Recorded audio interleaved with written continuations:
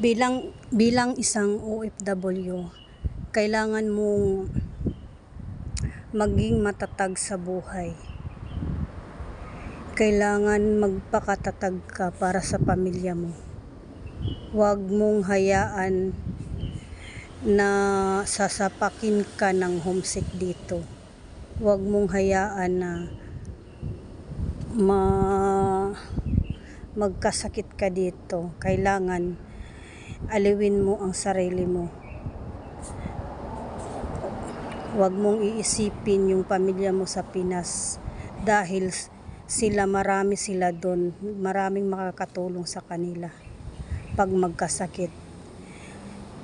Ikaw mismo OFW dito sa ibang bansa. Ikaw lang mag-isa sa buhay dito. Walang makakatulong sa iyo kundi ang sarili mo. Kaya labanan mo ang homesick, labanan mo ang pagod, labanan mo ang iba't ibang mga sakripisyo dito sa ibang bansa. Natuto kang magsalita mag-isa dito sa abroad.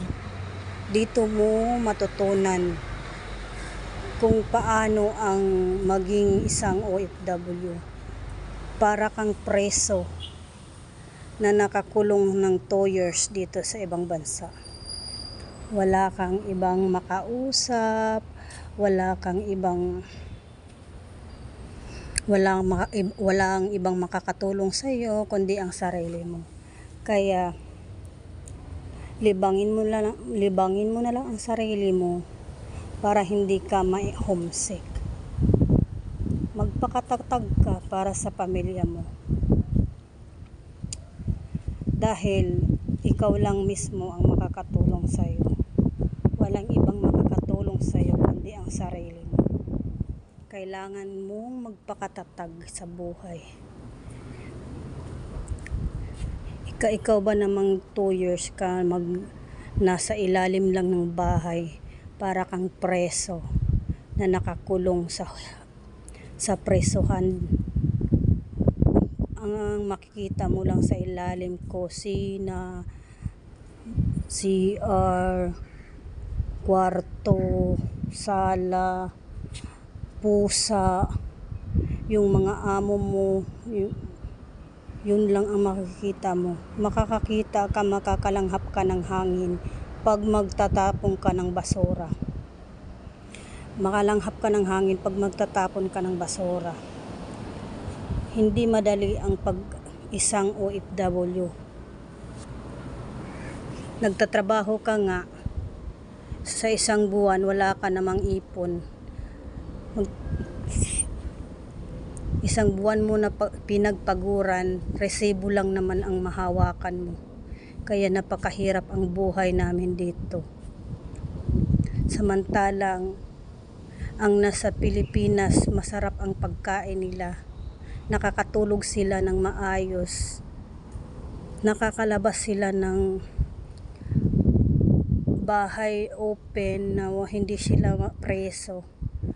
Na nagagawa nila ang lahat ng gusto nila. Samantalang kami na nasa abroad, nakakulong kami ng 2 years. At wala pa kaming mahawakan na pera, resibo lang ang mahawakan namin. At samantala sa pagkain namin dito, Indomie, itlog, manok ang laging kakainin namin araw-araw.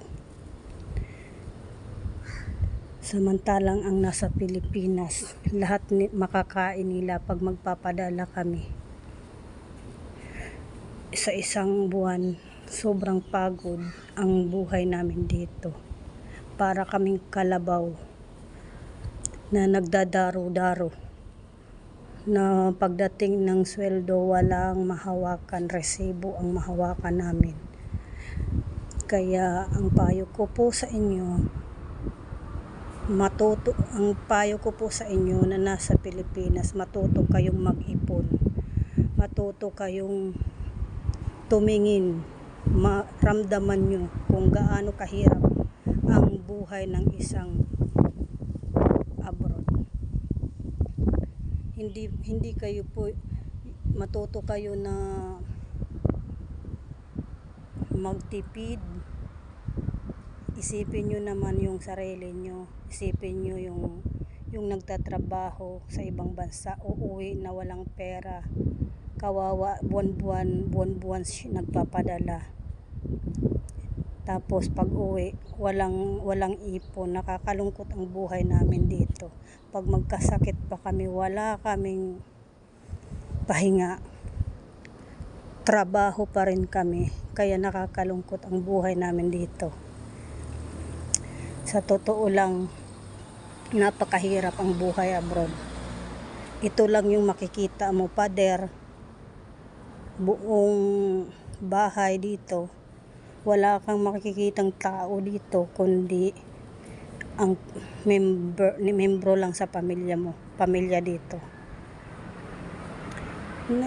Ikaw ba naman kung hindi ka matatag dito sa ibang bansa, huwag ka na lang tumuloy kung hindi mo makaya ang 2 taon na nakakulong ka sa ilalim ng bahay. Napakasakit isipin. Habang kami nasa ilalim ng bahay na para kaming preso.